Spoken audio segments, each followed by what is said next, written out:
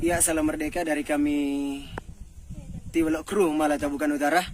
Bagi kami makna merdeka adalah bukan hanya sekedar mengibarkan bendera supaya dilihat orang, tetapi bagi kami adalah berkarya bagi bangsa ini tanpa dipaksa, dengan setulus hati dan berbuat yang terbaik bagi bangsa ini. Kenapa saya katakan jangan tanyakan kepada bangsa apa yang diberikan oleh bangsa kepada kita, tetapi tanyakan kepada diri kita sendiri apa yang sudah kita buat untuk bangsa Indonesia ini.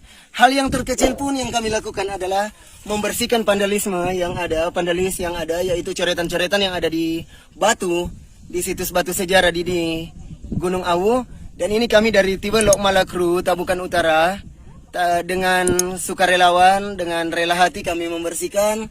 Kenapa? Karena bagi kami alam itu adalah segala-galanya. Sehingga inilah makna merdeka yang sebenarnya. Dirgahayu RI ke-75, bekerja, bekerja, bekerja.